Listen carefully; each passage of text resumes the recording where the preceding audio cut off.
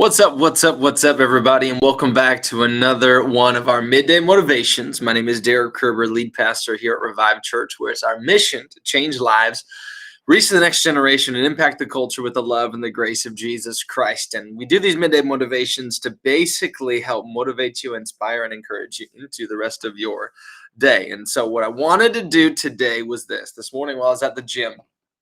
I was reading through the book of John, and I love how the YouVersion Bible app that we have basically just reads to you. And so I was lifting weights. I was the only one in the gym. And then all of a sudden, just something just jumped out to me. And I want to dive into that today across the subject line of how well do you process big opportunities? How well do you handle things that come to you in a way that is unimaginable? How well do you handle things that come to you as an opportunity, as a care, as a big thing? How well do you just handle the big things in life? And before we go into this subject, I want to put this shameless plug in there to talk about the big things. Yesterday, we had a huge announcement that we shared as a church together. And the leadership team and we just sat down and we just said, hey, how can we better accomplish our mission of changing lives, reaching this generation, impacting culture with the love and the grace of Jesus Christ? Cheryl, how we doing? And we were talking about different ways about how our church is just a family. We've created a community in this space to be able to just be. We love being together. We love worshiping Jesus together. We find fulfillment in just the atmosphere, everybody together.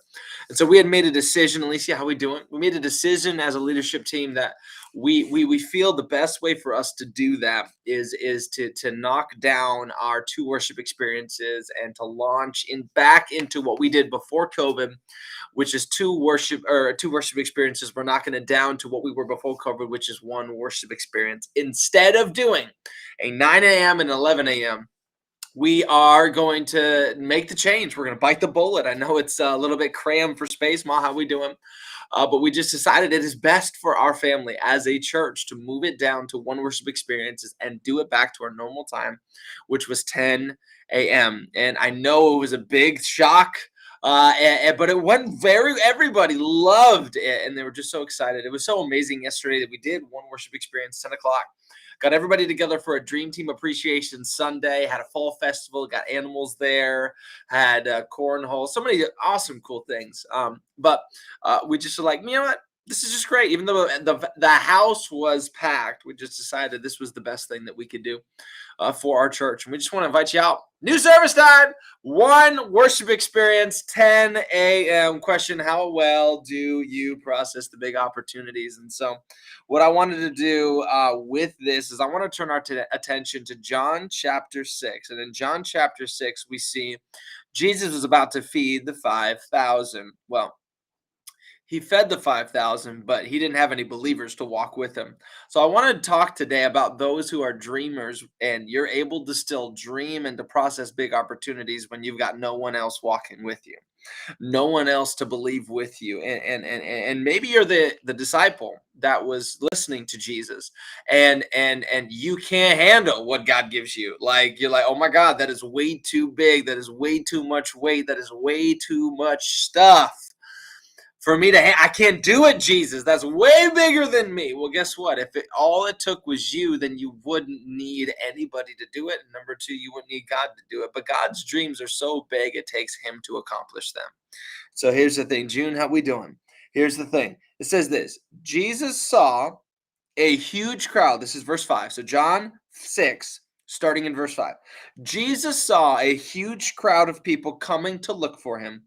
Turning to Philip, one of the disciples, one of his 12, turning to Philip, he asked, hey, where can we buy bread to feed these people? He was testing Philip, Jesus was, for he already knew what he was already going to do. Philip replied, even if we worked for months, we wouldn't have enough food or money to feed these people. So Philip saw a problem.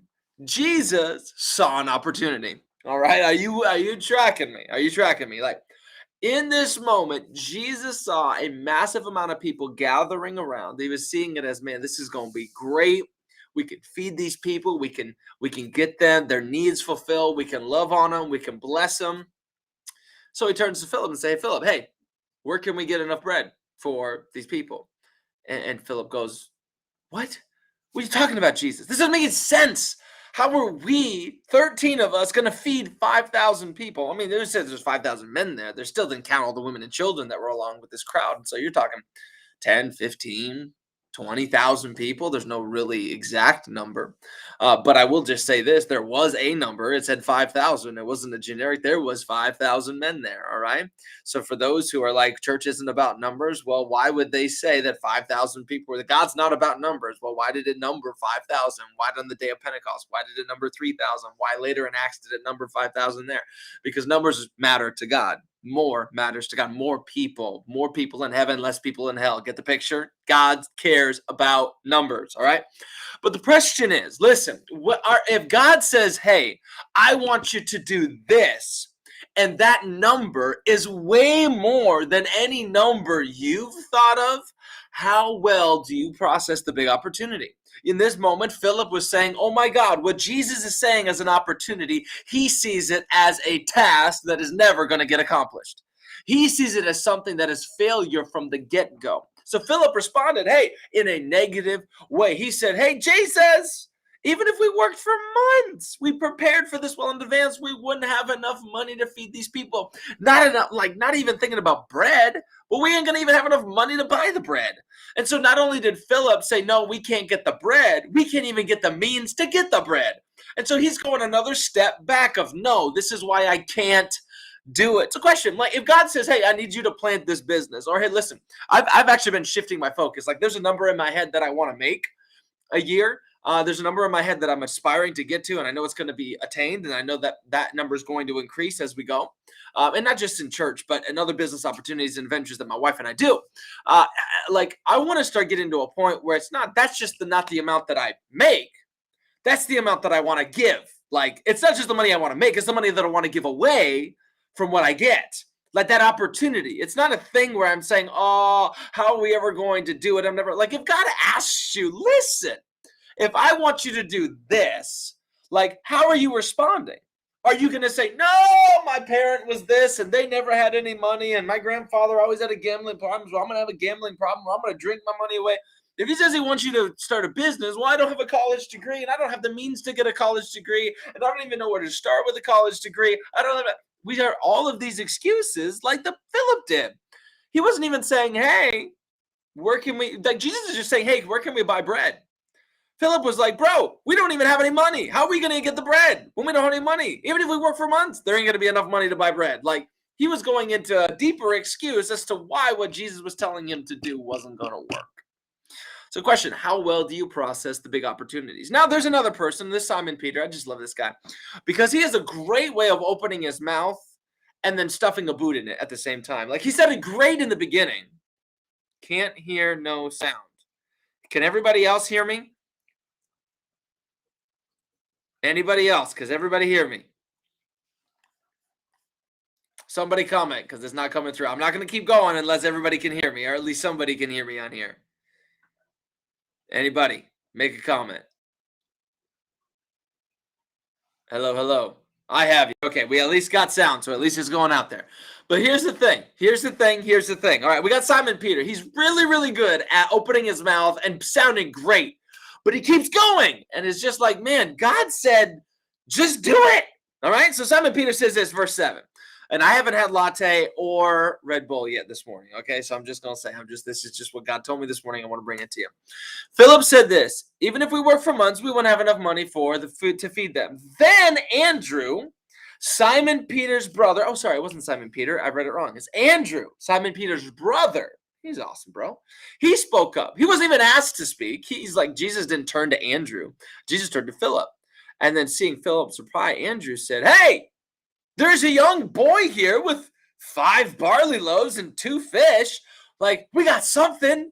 Like, we had something to be able to rejoice. Like, I need $2,000 to do this. But you know what? I only have $500.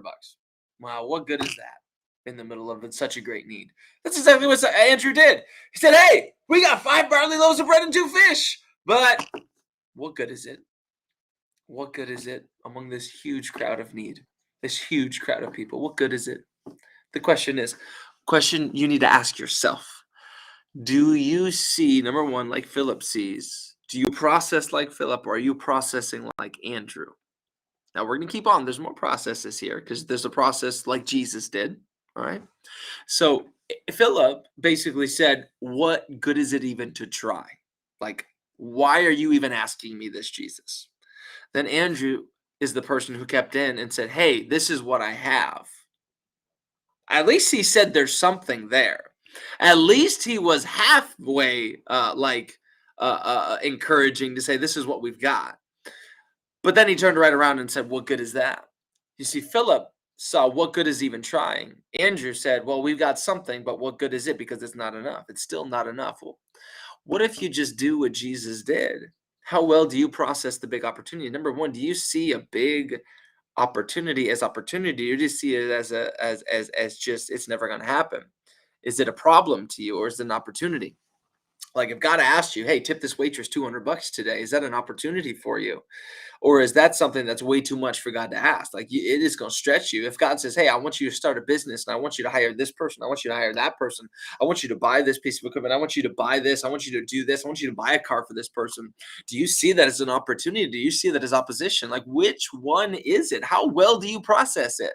Number one, you need to see everything that God asked you to do as an opportunity, because I was never deemed right to be saved, but God loved me enough to send Jesus Christ to die on the cross to redeem me. Like that was an opportunity for Jesus. The Bible says, "For the joy set before him, he endured the cross," meaning there was an opportunity, not opposition. Yes, was there pain? Absolutely. Jesus had to die. Yes, there was pain. Jesus got whipped. Yes, Jesus had to face his own mother when he was hanging on the cross. How horrible and hard could that have been for him? And to have only John to be right there with Jesus when he was on the cross. All the other apostles looked from a far way off. He was the only one that came near. Like Jesus had everybody turn their back on him, but to him, there was joy set before him because he saw it as an opportunity, not as opposition. How well do you process opportunity? Anything big that comes your way? How well do you see it as Philip? As not even gonna try, not even gonna try, not even gonna try? Or do you see it as Andrew? Oh, we've got a little bit, but it's not just a little bit, just a little bit. I only got a little bit of peanuts. How is that going to be a good lunch? Well, guess what? At least there's some stinking peanuts to eat. Sorry, I'm just getting in on it today. Like, I am so sick of just, how can I say this? How can I say this? How can I say this? How can I say this? I am so sick of complaining about minuscule things that mean nothing in internal perspective. Like Jesus is seeing this as an opportunity. He's having thousands of people come to him to receive something. And Jesus is like, guess what? I'm going to take what I have and I'm going to bless it. So listen, I don't care if you're sitting like, I didn't bring lunch today. This is my lunch. And it's almost gone, like literally almost gone. But you know what? I'm thanking God for these peanuts because there's something here and it will get me through. I will survive. Hey, listen, you've got to take what little you have, whether it is a little bit of money, or whether it's a little bitty bitty house, or whether it's a little itty bitty insignificant job, or whatever you feel that little itty bitty is. And you need to look at it like Jesus did. He took it. Jesus said, "Tell everyone to sit down." Verse 10. So they all sat down on the grassy slopes. The men alone numbered 5,000. Then Jesus took the loaves. He gave thanks to God for it and distributed them to the people. Afterwards, he did the same with the fish. And they all, everybody say all. I know it's weird when you're by yourself and you're watching this video, but all ate as much as they wanted. Listen, I don't know about you, but I can't multiply peanuts or multiply fish or multiply loaves or multiply money or multiply opportunity or multiply whatever. But I know the one who can. Jesus took what little they had, insignificant as it was in the natural, and he lifted it up toward heaven, and he took a natural substance and he gave it to a supernatural God.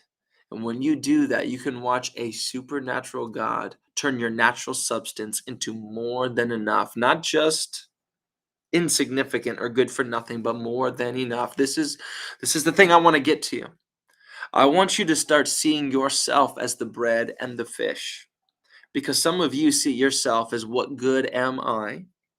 How can I be enough? And what good is this among the massive need? Listen, there's 600,000 people just in our state. Our church isn't going to be enough to reach all those people. But when we lift up what we have, when you lift up what you have, you might not even think that you're enough to raise the children that you have. I want you to start believing, number one, this is a big opportunity, not big opposition. Number two, I'm not going to think like Philip and I'm not going to think like Andrew. I'm going to think and do like Jesus. And number three, I want you to see yourself as the bread and as the fish, as when God lifts you up, you give yourself to him and you watch him. You watch him use you to fulfill the need in the masses. But it starts with taking what you've got, lifting it up to heaven just like Jesus did, seeing it as more than enough and blessing it. So stop cursing you, start blessing you, and watch what God can do. And every big opportunity that comes will become an opportunity and not opposition. And you will be used to do great and mighty things that you've never even thought or imagined. And that, my friends, is the gospel truth. I want to say that to love on you and to encourage you, because you need to realize you are more than enough. And greater is he that is in you than he that is in the world. And with that being said, that's all I got for you in this midday motivation. I hope you hit the share button. I hope you let somebody know. And I hope you hit, well, the share button. I already said that. Yeah. But this is the thing. You've got to believe it. If God sent Jesus to die for you, he deemed you worthy. Now you got to see yourself as worthy. I love you guys. Thank you so very much. And God bless the rest of your day in Jesus' name.